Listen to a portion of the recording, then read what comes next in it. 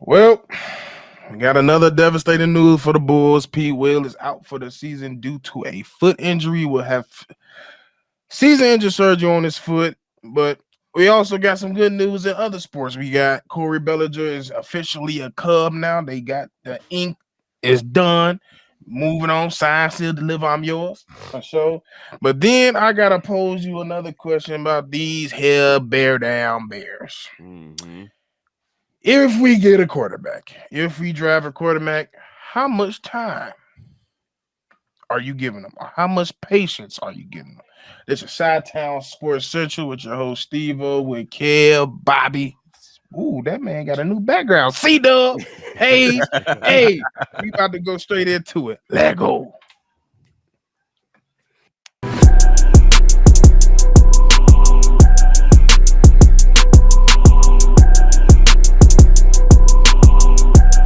So hard. It go hard every time. I'ma say it every time. Welcome back to another episode of Chi-Town Sports Central. Once again, like I said, it's your boy Steve with the gang, Central Gang up in this mug. And I'm gonna go let's go straight Bears. That's why I want to get straight into the nitty-gritty of it. So y'all heard the question I just posed. I'm gonna repeat it. If we decide to go the quarterback route and draft a new quarterback, whether it's Caleb, whether it's Jaden, whether it's whoever, how much time are you willing to give them? Or better question, how much patience are you giving them? I'm gonna throw it to whoever wants to go first at this point. I'm gonna have all the patience for him. Like I don't expect any quarterback to come into this league and hit the ground running. Like we've seen it, but it's the most difficult position in football. So if a Drake May, if a Caleb Williams, if a Michael Penix Jr., if the young man out of LSU is drafted by the Chicago Bears and they start him day one, I gotta have patience with him. Like I have to. There's no other real choice with that. Just like I have patience with Justin Fields. Now this season, going into his fourth year, I wouldn't have patience with Justin Fields. It's time to put up or shut up. So if the Bears keep him, my patience with him is over with. But if they draft a rookie, I can't have any. I don't have any other choice but to be patient with the young fella. I agree with Kev. I think it's patience with the quarterback, but the team still has expectations to make it to the playoffs. Period. I think Absolutely. the team is in a much better situation. So the team overall team success. No, we need to be better than what we were last year. But the quarterback is going to get, if we do go a rookie quarterback, is going to get patience because it takes time. They are coming into a damn good situation, which we talked about over on Bear Central today. But I think they still deserve time because it takes time to develop. That's it. They deserve time. Hey man, I looked at your questions that you posed that we were going to go over this, and I was like, damn, the cat's out the bag. I must state my motives for the season coming up. If we draft a quarterback at one, or we draft him early in the draft, my expectations do not change. I expect us to be in the playoffs, and just like my man Drip said, thanks to Drip. I'm not going to pretty much blame the kid. I'm going to blame the people that chose him, because our trajectory is playoffs. And you cannot really put that burden on a rookie quarterback, because if you look at CJ Stroud, that is an outlier. That is an aberration. So it doesn't happen like 1% of the time that you draft a quarterback. So I'm saying I got the same expectations. We better get to the playoffs. Yeah, I think that you got to get if the Bears do go rookie quarterback, you got to keep it a grand and just say you got to allow him some time. But the team expectations, let's be clear on that. You still want to see the Chicago Bulls be able to win games within the division. You still want to see competency from the new offensive staff, and you still want to see continued success from the defensive side of the ball. So though the individual expectations might change a little bit, going from Justin Fields to, now a young guy, the team expectations still remain the same. You need to be in a lot of conversations about being one of the best young up-and-coming teams, and you need to be vying for a playoff spot. That's just how I'm looking at it. Amen. One step back. I need my villain music because Dun, dun, dun, dun. I ain't giving him shit.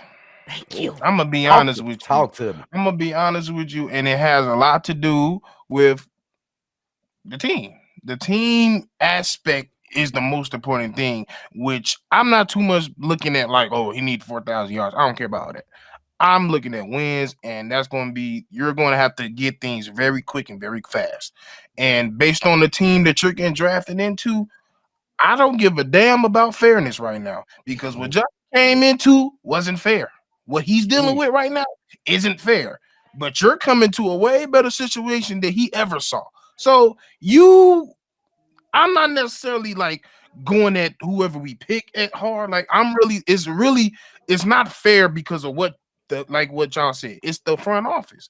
If your pose is putting you in that position where you have to be very quick, and if you have a bad game, you got to be quick. You got to get out your mind quick. You putting him in that situation because when you look at the current team and what you still have to do with this team, you're basically saying this dude that we got right now isn't better.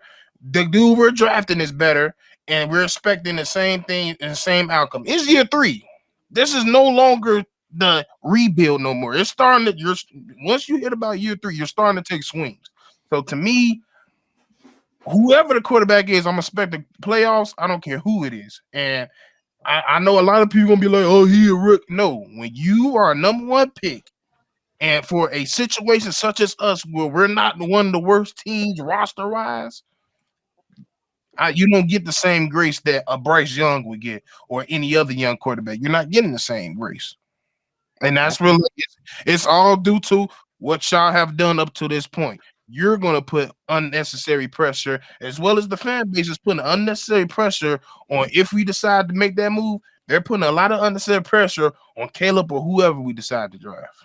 And that's why I came into the whole thing. Like, these people really need to stop saying that this is Patrick Mahomes 2.0. Stop putting that unfair pressure on whoever this young guy is going to be. Stop it. Because if we said that Mahomes is going to be that because if we said that this guy, whoever it is, mostly Caleb Williams, vs. Patrick Mahomes 2.0, we need to see instant success and continued success for years down the road. That's why I think it's just so unfair to Caleb Williams to say he's the next Patrick Mahomes, because Patrick Mahomes has been in the AFC Championship since he's became the full-time starter. That's unfair to him. These people are the same people that had Patrick Mahomes graded behind Mitchell Trubisky. There's no way I can trust the national media when it comes to them voicing their opinions about whether the Bears should keep Justin Fields or not. Because the same people that overlooked Patrick Mahomes are now saying that there is a Patrick Mahomes in this draft. Why y'all didn't see it in Patrick Mahomes? So I can't trust those guys. For sure. Yeah, that's the problem with draft comps, and some of it isn't on the people who create the comps. You got to read it. Like, some people use the comps like talk about skill set, but people who are stupid and don't really think very critically, there's a difference between skill set and your caliber of that skill that you have. You can have a very similar skill set to a lot of people, but that doesn't mean you're the caliber of player they are. Right. And that's where those comps go wrong. How many next Jordans did we have through the 90s? Harold Miner. 42. 29. So there's a lot of, this is the next Michael Jordan. There was a different heir apparent every single year. Like, see that? Oh, well, I'm just saying, it's not fair for the kid. All of you guys make valid points on the comparison of Caleb Williams to Patrick Mahomes, which I think is none. Why can't he be the next Caleb Williams and make his own way in the NFL? Why Justin Fields can't be Justin Fields and make his own way in the NFL? That's how we should play these kids. Don't put all that pressure on the kids and set them up for failure before we even step on the field. It's just not fair. Amen. It's not. But hey, Steve-O said this situation is unfair.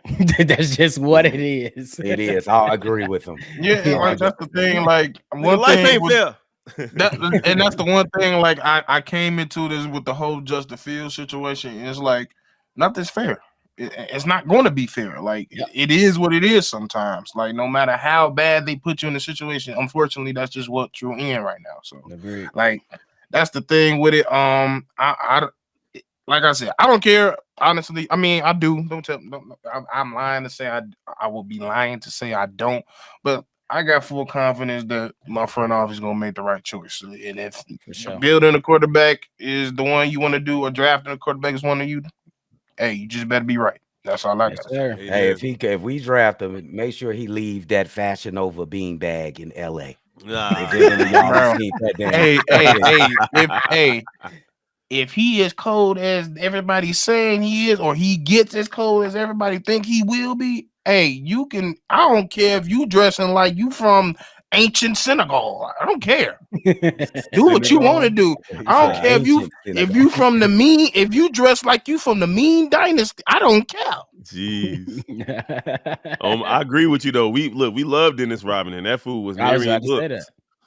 Because I'm gonna And be he honest. married I'm himself. gonna be. I'm gonna be honest. I'm gonna be honest. For all the people that's talking about that man nails, soon as that mug is in a Bears uniform and that man say F Green Bay on his nails, everybody gonna be sharing it. Am I not? That's Yeah, gonna right. be cold. That'll be cold, man. If he got You FGB gonna see all on the fingers. Dub gonna have an FGB pinky finger. All right. Dub having an FGB pinky finger is hilarious. No, that is crazy. Hey, he need a pinky finger, a Bishop Don Wall pinky finger on, bro. But let's get straight into it because I did make a mistake. I'm kind of mad at Kev didn't correct me. This man let me say Corey Seager instead of Cody Bellinger. Cody Bellinger just signed a new contract, 3 years, $80 million with the Cubs. Kev, what's your thoughts since you the resident My bad, baseball boss. guy? First of all, obviously, if I had heard you say Corey Seager, I would have said something, but it just went over my head in that case. There's a reason why I'm wearing a Cubs hat and a Bears jersey. This is Justin Fields' jersey, and the Cubs needed to take care of business today and get their best player back on the field. And they got Cody Bellinger. They signed him to a 3-year, $80 million contract with 2 opt-out clauses for after the first year and after the second year. It's better for the Cubs. It's kind of like what they did with Stroman last season. They gave him an opportunity to come and prove himself, and he did it for the first half of the season, but then he kind of fell off and then opted out. So if he opts out, the Cubs are freeing up salary cap space to move forward. They do have one of the best farm systems in the league. This gives the Cubs a lot of leeway, though. Pete Crow Armstrong, for example, is not going to have to be forced to go out there and play. They can have him play in AAA a little bit longer now that Cody Bellinger's back. Michael Bush doesn't have to play out of position. Cody Bellinger puts him in a situation where he can go to his natural position, not to mention just the leadership in the locker room. These guys look up to Cody Bellinger. He's an MVP, a former MVP. He's a World Series champion, and he had one of his best seasons last year. The hope is that he comes in, he plays well, outperforms the contract, and the only problem with that, though, is that the Cubs will end up in the same situation next season. Like, wow, do we re-sign Cody Bellinger again? But I'm definitely excited to see what he brings to the table. And this does move the needle for the Cubs. They were going to be in a dogfight with or without him for the Central Division, but this does improve the team enough to at least make them somewhat of the favorite to win the NL Central. Wow. Okay. Yeah. They desperately need to get that deal done. I mean, they was correct me if I'm wrong. They was on a hot little run, and then they kind of fizzled out, and where they didn't make the playoffs. Not kind of. That's- They fizzled no, out they big You know what time. I'm They- saying? It was they like fell damn. off a cliff. They went from a 90% chance of making the playoffs to not making the nothing. playoffs. That's how Yeah, bad it like- was. That's crazy, bro. That's It was like you 3 don't see weeks in the fallouts, season. but I mean, you had to bring back Cody Bellinger. 25 home runs ain't nothing to shy at. 97 RBIs ain't nothing to shy at. Like, this guy is that guy. Like, Right. he's worth it, period. He's that guy. So you bringing back Cody Bellinger, I think, is the best thing for whatever you're trying to do. So yeah, I mean, could you be in this situation again next year? Yeah, that's a possibility. But I think if you are back in it, I think that means that things went pretty goddamn well. Yeah, Absolutely. So That's it. hopefully we're back at it for sure. he's literally their most winningest player on that team. Yeah, his wins He above don't- replacement is ridiculous. Man, like he know how to win. I don't know if there's too many other players that know how to win like he does on that team. Right. So shout out to him. Shout out to the Cubs. is it They three doing three something years, right. 80 million, right? Is on Yeah. 3 years, 80 million, So it's and an 30, opt-out clause. It's 30-30-20. Opt out after the first year, opt out after the second year, and the last year would be 20 million. But again, he's hoping to come in and just play lights out again and put himself in the same situation he was in this year. Right. Because So, he's only 28. He won't be 29 Yep. until this summer, I believe. July, yep. So he's in a situation where he's still in his 20s. If he goes out, because his biggest problem, fellas, is that he has up and down seasons. So like one season he'll be MVP, next season he'll be batting 270 and not playing up to his capabilities. So maybe with him being in another contract situation, for all intents and purposes, it can propel him to higher heights. Yeah. Not the reverse psychology, just a contract year every year. Right. Wow. If they did that to Kawhi, he played all 82 games. For sure, Hey, for real. that's facts though. Real talk. That's actual factual. Hey, same thing with Vooch too. They should have probably did the same Like, thing every year, every year. bro. Telling you. Oh yeah, for sure. Now, before we get into more depressing news, you gotta pay these bills, and you gotta hear from our sponsor straight after this. I'm sure most of you know anyone can find anything on the internet, including your full legal name and personal email, your home address, phone number, and even your relatives. For me, personally, I never took this kind of stuff seriously, that people can take my personal data and use it for their own financial gain. Well, in 2019, I got my identity stolen, including my social security number and credit card information, and it was a total nightmare getting it all sorted out. From recouping loans that were taken out in my name and shopping sprees on my credit card, there are some really bad people out there, and it's sad to say, but it's true. Do a Google search for your personal information or someone you know and see if a people search site shows up. The information is easily accessible because of data brokers who profit by selling your information to robocallers, telemarketers, spammers, and anyone else that wants to learn more about you. And so for me, protecting my and my family's personal data and information is at the utmost importance because of the terrible experience I had 4 years ago. That's why I'm excited to tell you about today's sponsor, Aura. Aura will identify data brokers that are exposing your information and automatically submit opt-out requests on your behalf. They will even opt out of junk mail and telemarketing lists. Aura also monitors your emails and passwords to see if they're involved in any data breach and exposed on the dark web. Aura's app also features VPN password manager, real-time credit card and identity theft monitoring, internet parental controls, and protects your device from malware. Aura has almost every internet safety tool you'll ever need, all inside one app, which is what makes it so amazing, so that you don't have to use multiple platforms and sites to protect yourself. Let Aura do the hard work, keeping you safe online. And if you sign up right now, Aura will give you a 2-week free trial with my link below. You'll be shocked at how much your private information Aura finds exposed over 2 weeks. I was shocked at how much my information Aura was able to find when I was using the app. Go to aura.com/CBC to start your free trial. Also linked in the description, or you can scan the QR code here. Now back to the video. All right, now y'all make sure y'all heard that man voice. Hey, you don't gonna get your shit stolen. So go on down there, click that doggone, click that description, get your free trial, and make sure you get your shit. Because like I said, we don't need to see no OnlyFans that ain't supposed to be not on OnlyFans. Oh my goodness. Talking about lonely fans, right? Phony fans.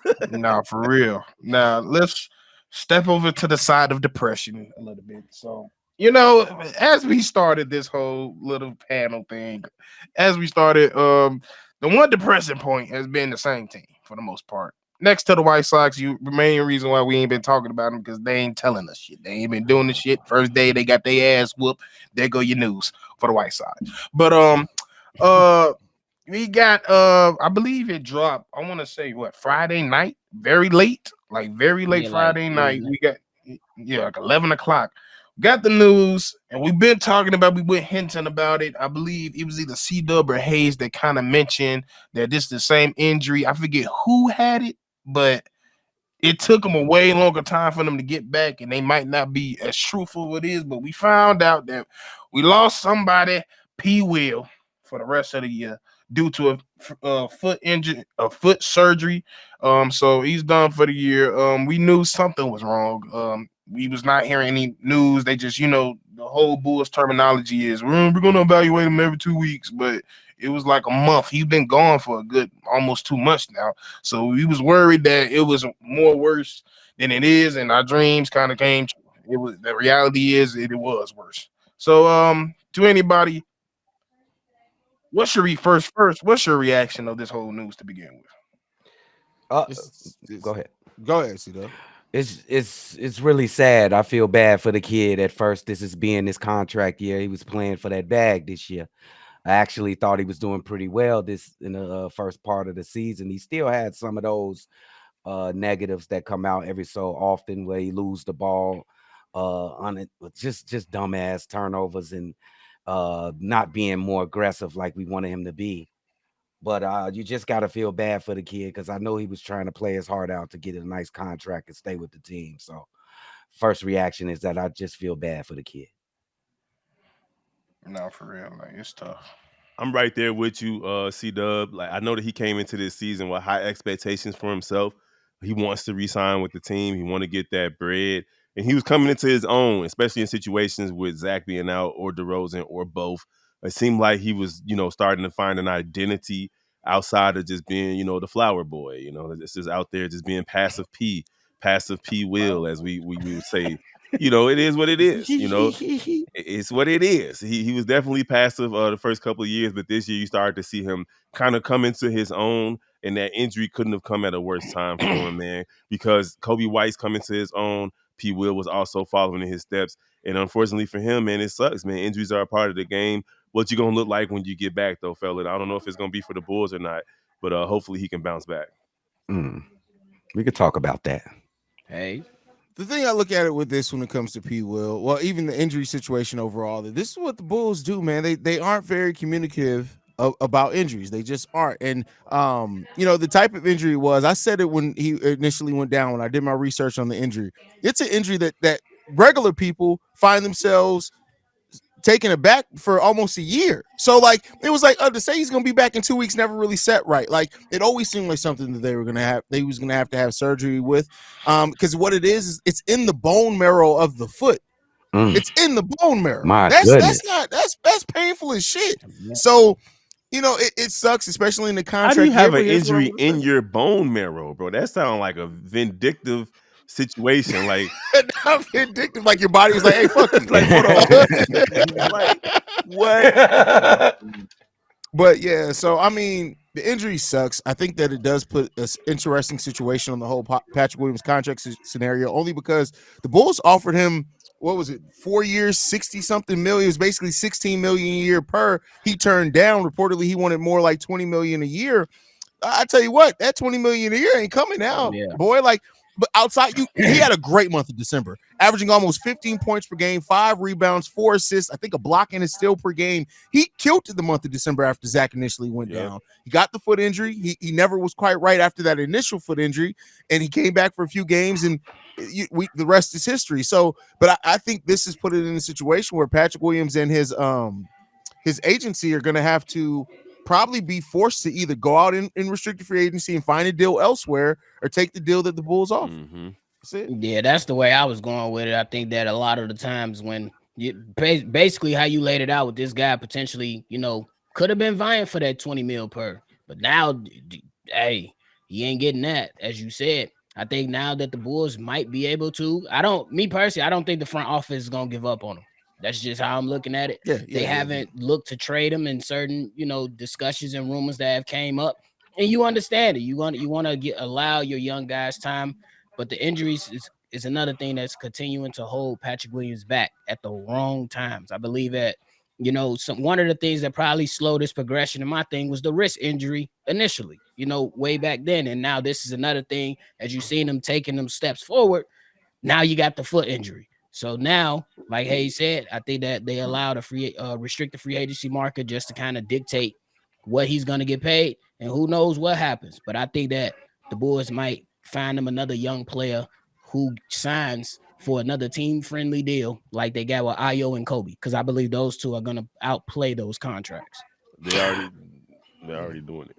I just want to add this caveat in here, and because the Bulls are so loyal to their players, unapologetically, at sometimes, it depends on DeMar DeRozan. What do you do with DeMar DeRozan? Do you keep him on his team, or do you want to keep a young meat and PWill pause? But I would say if we lose DeMar DeRozan and he goes off to another team, compete for a title, I think you not desperately, you definitely got to look at keeping Patrick Williams around and signing him for something. for the Chicago Bulls. Well, I don't think they're going to let Patrick Williams go anyway. Like, to be clear here, I think there's less than a 5% chance they let Patrick Williams go anywhere. Even if you go sign another deal in restricted free agency, just like Zach, they'll match it as long as it's not completely unreasonable. So I do think that it can get to the point where they're negotiating with Pat. Maybe Pat and his agent feel like maybe the Bulls are undercutting, and they say, well, listen, go and see what your value is out there in the market in restricted free agency. And then the benefit is the Bulls have the ability to match any deal that he does get in restricted free agency. Right. So it's really low risk. The Bulls aren't going to lose Patrick Williams unless they want to lose Patrick Williams this offseason. I agree with you. True. And that ties into the second question y'all kind of hinted at, is the elephant in the room. Yes, it's contract year, and he talked about it early in the season. He said he wanted $200 million contract, such and such, and therefore he's looking at him crazy and all that. But there's a quote by him, and he said, and I quote, "I don't know on whether he wants to be a Bull or not." He said, and I quote, "I don't think anybody knows what their future is. I will love to continue to be a Bull. I think I love it here. I don't know what you're thinking about, but he said, I think I love it here. I would love the opportunity to build the culture and build something special with this group. And I think I could be a cornerstone piece for this team, but you just never know what the future holds. And I understand it's a business." So, hey, just kind of hinted at it, but do you even think he will be a Bull next year? I think he'll be a Bull next year. Yeah, the just seeing how the Bulls are so loyal to the players that they have on his team already, and seeing that he still seems to have some untapped talent that we ain't seen all of Patrick Williams yet. And just to be honest, I don't think we've seen the full blast of Patrick Williams. I don't even think he's grown up yet. He still act like mature and Ain't he like 22, he ain't 23? even became a man yet, bro. I don't even think he's 23 yet. He ain't even Yeah, became a 23. man. So Right. I think he's a Chicago Bull next year. I believe he's a Chicago Bull too, C-Dub. And I think it's to the Bulls' benefit because he's going to have to take a smaller Yes. contract. And you know what I want to see from Patrick Williams? Like, can he get to the level that like other players in the past have gotten to, like a Luol Deng, for example? Like, can he get to that level where he's impacting winning, whether it's defensively or offensively? That's what I want to see from him. Like, if once you get re-signed, come out and play with the reckless abandon that you see Kobe White playing with now. Kobe White, because I think a part of the reason why he struggled a little bit last season was because he didn't know what his future held. He didn't know what was going to happen with the Bulls. But once they brought him back, we see a whole different Kobe White. So when you come back, Patrick Williams, hopefully you do play your best basketball, bro. Like step forward, because this whole we don't know which one we gonna get. We don't know what you're gonna get if you're playing with the starters or the bench. It's tiring. Yeah, it's annoying at this point. Yeah. It's annoying. So I'm looking forward to seeing him back, though. I do believe, to answer your question, that he will be a Chicago Bull. I think he's back. I don't think the front office wants him to go. I just think that right now they value their young pieces, and I think that they're taking things. I think they taking the things how they want to take it, whether the fans like it or not. They gonna move this thing how they want to move it, and I think the future and in their minds, Patrick Williams is a part of that. Because if we keeping it honest, sometimes you don't want to let go your young players too soon. So, because then we'll have the skies falling fans saying, "Well, we should have never gave up Lowry marketing." But not considering that marketing didn't want to be there. So, Well, I think he's here, man. I think he's here. Yeah, I'm right with y'all. Like, I just think, like I said, it's really a loyal thing. And plus, like, with this whole injury, nobody's gonna be wanting to touch him. I mean, I'm sure somebody will, but Yeah. like, Oh yeah. we're not gonna get anything of value. So they just rather keep him, get him as healthy as possible, see what he do, even though he probably won't be able to work on his game as much because he's gonna be spend most of his time rehabbing. But I think they could just because he's so young, like I said, I don't think he's 23 yet. You're gonna be willing to stick it out just a little bit more. So hey, Steve, I don't know if they got the bread, but what let's say Charlotte reach out to him, because we know he's from down there. If they have the cap to do it, let's say they reach out to him, you think he strongly consider going to the crib, or he want to stay here? I think he built too much of a bond with Kobe and Ayo and the rest of the young dudes on his team to leave. and another thing, like I don't think none of these, like besides Zach, nobody really has a problem with the coaching or the front office or anything. So I don't see like he had to get disrespected in a way for him to want to be Yeah. like, yeah, I'm out. Fuck. I feel that. Yeah. Just before we end the Bulls topics, just a little fly in. I'm pretty sure y'all did a video on it. Last night, the Bulls announced that they plan to sign point guard. I don't know. It just said Shooting guard guard. Andrew or Shooting guard. Shooting guard Andrew Funk to a 2-way NBA contract out of the Denver Grand Rapids Gold G. That's a long ass name. It is. Um, and he's one of the best top guards, especially shooting wise in the G League. Averaging 13.7 points a game, shooting over 39.6 and over what that say 3.3 attempts a game. Yeah. So Mm. hey, we all been clamoring for shooting, so that's definitely a thing we needed. So this is the question I'm gonna ask y'all. Did we just see the final? Like, is this the replacement for Javon Carter? Nah, he's Nah. a two-way contract. Like we come on, let's be clear. Billy Donovan don't play two-way contract players. Some players and some teams in the NBA do, but Billy Donovan look at him and say, "Hey, thanks, go and get my water, young fella." But the way I look at it is more so this: what Bulls seem to be doing with their two-way contracts now is that they are grooming players that they could need next year when they don't have any money in the luxury tax to sign a lot of guys. So I don't know if this is going to be something that pops off this year. We did move up on a lot, but team who I think has more of a chance to play this year. Even then, that's still slim. But I think more so what we're seeing the Bulls do is that they see that three-point shooting is going to be something this team is going to need for the foreseeable future. So they have 2 3-point threats down there in Drell now and Funk. And I think that you're going to see those guys develop. Like, and when you look at it, I'm not trying to make the comparisons to who they turned into, but Funk and Henry Drell are literally very similar to when they were in the G League, Duncan Robinson and Max Strus. If you can develop those guys can turn into the bench players. I like it. Yeah. We First can't of all, develop shit. is he related to Neil Funk or is just his name? No, but if he does make it to the NBA and he gets into a rhythm, if Stacey King don't say let's get funky, I'm gonna be Right? Come on now. But you know he ignorant. Boy, that Neil Funk, is that you? That's from out there. You smell that? You smell that? It's funky in here. Okay.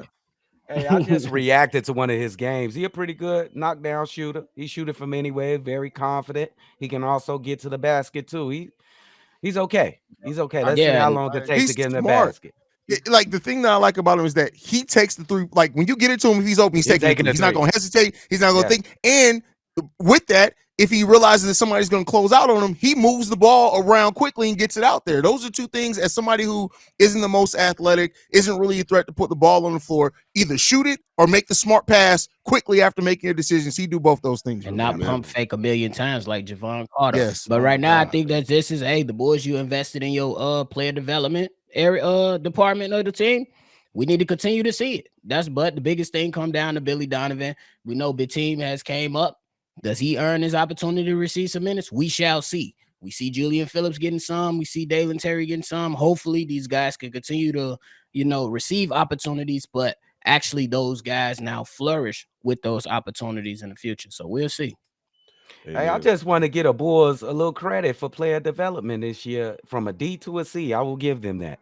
Because Dalen Terry, we got a department now. Dalen Terry I'm and with you on Julian that. Phillips is impressive. And man, you got to give him a little bit of nod, bro. I'm And with you on that. Sanogo too. Yeah, when Io said that Peter Patton sends him video after every game and says these are example of good shots, these are example of bad shots, that let me know we're gonna start seeing some serious improvement. Amen.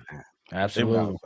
Why did it take so long? Like, why didn't we have this already? But Numbskulls. Numbskulls. I got when y'all said this last week.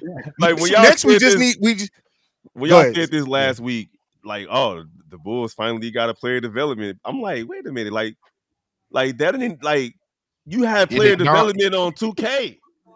Like you Are you They was kidding lying. me? We were Yeah. saying that we wasn't very good. Bro, we're a multi-billion-dollar Stupid. organization, bro. Like, Hey, no, you stupid because they definitely had them motherfuckers with a whole staff on Listen. 2K and didn't have a shooting or nothing. They lied the whole time. Well, no. Granted, most teams don't have a shooting coach. When I found that out, because at first when I heard the Bulls didn't have a shooting coach, I'm like, that's crazy. Right. But then you find out that But player 19 of development, the 30 NBA teams. Well, but that's the thing. A lot of teams don't. Player development departments are fairly new in the NBA. Us, Yeah. the Spurs, the Thunder, and the Hawks are the only teams in the NBA that have whole entire player development Wow. departments. That's Really? it. that's You got crazy. you got to think about it. There's only like 3 teams in the history of the NBA that's known for developing. Miami, San Antonio. But see, they don't even have a player development, but they have a head coach Yeah. that is smart enough Right. to invest. Like that's the That's a thing. great Like, point. and Billy Donovan, you know what's crazy though? Is like you would think a college coach would be good at player development. Man, Right? yes. That'll Right? be the No, obvious. no, Yes. no, because when you have 17 All-Americans on your team, you don't have to coach. But he didn't have that towards the last 5 years of him, and they still were like Florida was always solid. Yeah. His last few years, he fell considerably down, and like those first few years, especially after winning titles, he was having great recruiting classes, but they fell off recruiting classes for a while there, and he was still able to get a solid enough pieces they were still competing, right? Mhm. So Yeah. it's crazy. And what he did with OKC, but even though they had Hall of Famers when he got there. Yeah, I was about to say he inherited. I was saying the solid only enough time roster. we see his best coaching, he got talent around him, and it's not just little shit. But nobody really scouting Joakim, and Ronnie.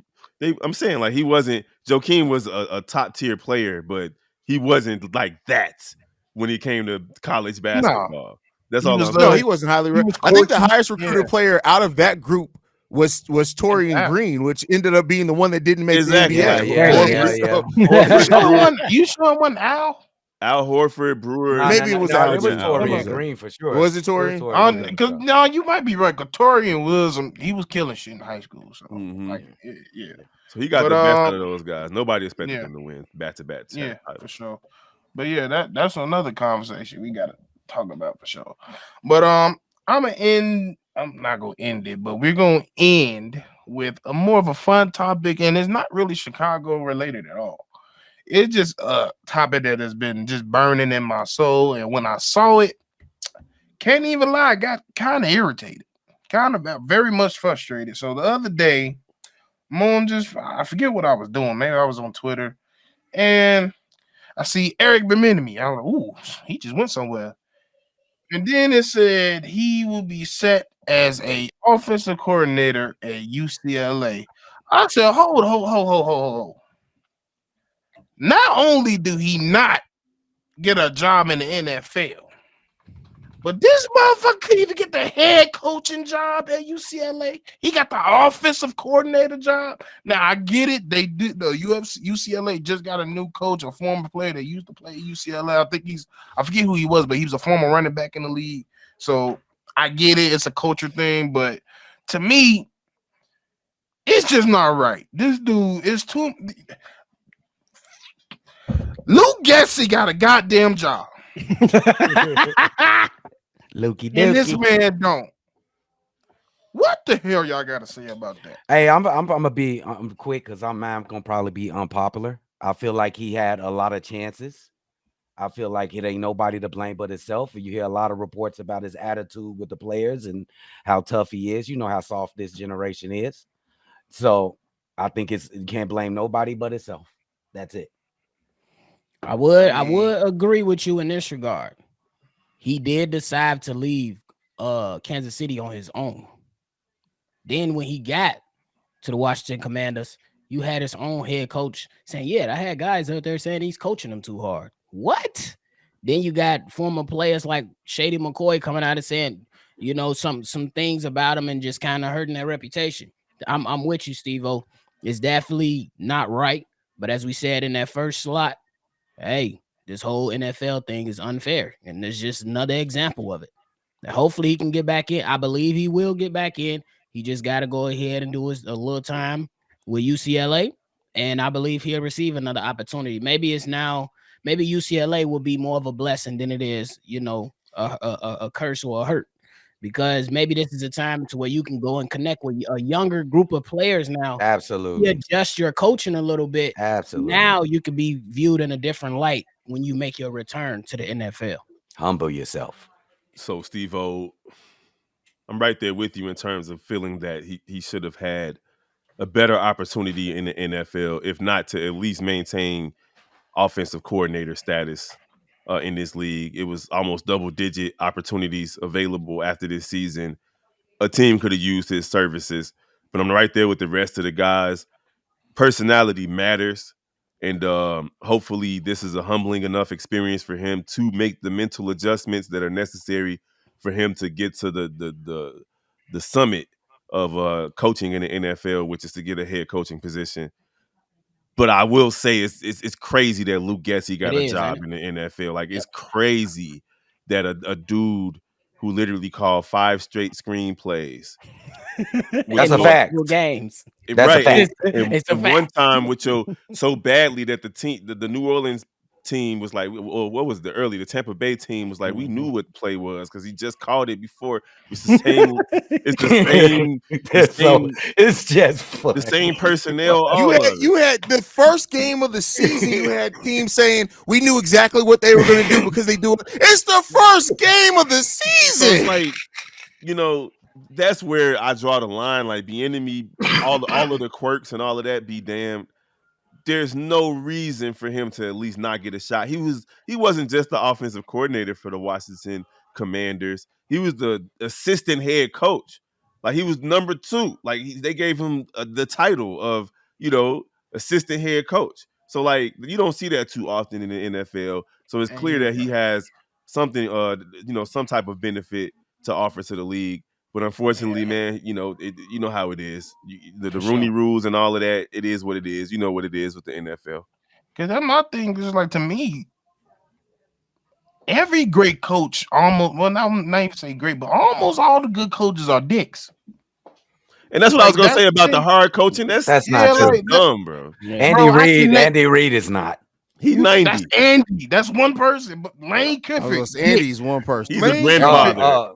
Bill Belichick, a dick. Who else? Sean Payton, a dick. What about the other Dallas? The Jim other one after Harbaugh. Jimmy Johnson. Some people say Jim Harbaugh is a dick. Yep. Yeah. Wait, who's the other one after Jimmy Johnson? Who you talking about? You're not talking about Parcells, are you? No. Because he was a dick. Because Parcells is the biggest dick in all the coaching. No. He won the Him and Knight were the 2 biggest, regardless of sports, the 2 biggest dicks in coaching history. No. The guy that came after Jimmy Johnson, he won he finished the 3-peat, I think. What is his name, man? I forget. But either way, don't get me wrong. You do hear the reports that Eric Bieniemy is an absolute asshole. Like, that is legit. That's the knock on him. That in the run game sometimes, right? Yeah. But at the end of the day, it comes down to this. Once you get a certain reputation, most of the people we just named it's a different when you're a head coach and you're a dickhead, right? It's different. You're trying to get to that point. And so that people have that knock on you. And I'm sorry, I'm going to say it. I know people are going to be like, why you got to bring race into it? When you're a black man on top of that, and you have that reputation of being a dickhead, you're only going to go, once you get that stigma on you, it's hard to get it off. Yep. I mean, you had to bring it up because literally every person we named was white. Yeah, that's what I'm saying. And it'd be different if his teams had this huge level. Like, if he had teams where they had generational offenses, and it's just because even in KC, right, they're gonna blame that on having Mahomes there. But if you had this thing that he built from the ground up, and it was just rock. If, for example, the Greatest Show on Turf, he had something like that going for him where they won the Super Bowl. He could be the biggest dick in the world. Nobody would give a shit. For real. Yeah. But the one thing the one team that he had the most success on, because there was a generational quarterback in Mahomes there, it gives them they're gonna and a coach. They're gonna discredit it a little bit. That's perfect. Well said. Oh, can I name 3 more coaches? Tony Dungy, Mike Tomlin. But Tony Dungy wasn't a dick.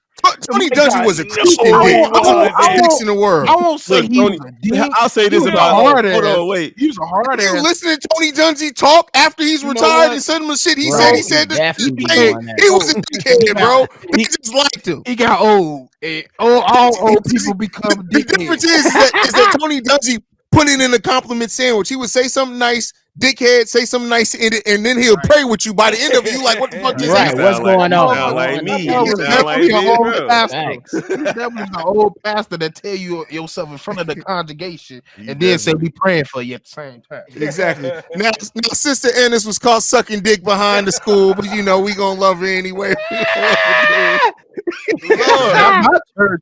Not my church. You gotta go. out of there. It's over with. You gotta go. Take You down gotta your say sign. sorry. You It's gotta say over. sorry and find a new church home. Yeah. Yo, the That's real. crazy. I No, but that's crazy. apologize. But yeah, hopefully that man. He gonna do great things. But to me, I felt like a person of his caliber and the way he coaches, he almost kind of built for college, because that's one of the main things that most coaches that you hear from other coaches that say they don't want to coach in the NFL because they don't want to deal with all those egos. And to me, it's more easier to be a dick in college because they're kids. Yeah. Agreed. So What do we have to say about this Andy Reid coaching tree? Because Matt Nagy, This The nigga C enemy. Dub always extending the goddamn topic. Well, you God gotta, damn, well, you bro. gotta Like, shit. realize with trees, like well, you gotta realize with coaching trees, they're very vast, they're very broad, and the success rate is not always high. Yeah, look at Bill It's Belichick.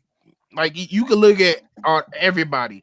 It's probably like 5 that's like that they was like heavily connected to, but it's also kind of different because coaches steal from everybody. Mm-hmm. Yeah. So they learn from And they believe in themselves more than I could do it better. That's kind of what Nagy was. He's like, I could take what Andy Reid doing and do it better. We've seen it happen. I'm gonna tell y'all, like I've ego talked to Coach T. I've talked to Coach T and all. He just said he confirmed. He said, bro, most coordinators, especially like most coaches, especially coordinators, are borderline narcissistic. Yep, not Yeah. Yeah, borderline. but Not basically, borderline. like because you basically got to sit there in front of it's 20,000 people behind you that think they could do a better job than you. Right. You got to sit right there and be like, this play gonna work. I done did everything in my power for protection and everything, film study for this call to work, and I'm gonna call it. Mm-hmm. For sure. Dookie dookie. But Lukey Dookie definitely a motherfucking. You're gonna get a shotgun, Justin. But I don't like shotgun. You're gonna get a shotgun. I told you this is my formation. We're gonna run it. It was the same way with Nagy. It takes 5 years to grasp the concepts of my playbook. Dude, 5 years. What? What? I mean, Even if it's true, you can't that's say what that I out said. loud, bro. I'm about to say it's one thing to say it takes 4 to 5 years to learn coverages, but a playbook. Most coaches don't even get 3 years to have a job. You talking about it's gonna take 5 years to Especially learn now. your playbook? Bro, Right, it's crazy. especially now. But anybody got anything else? No, sir. That's it. Well, right there, Good you got answer. it, ladies and gentlemen. Another great show from Chi-Town Sports Central. Make sure y'all like, comment, subscribe. Make sure, most importantly, definitely comment. You got something to say, kid? Or you just doing another thing? But yeah, it's gonna be another episode. We coming to y'all next week. And peace, y'all. Keep Justin Fields. Oh my God. Yeah.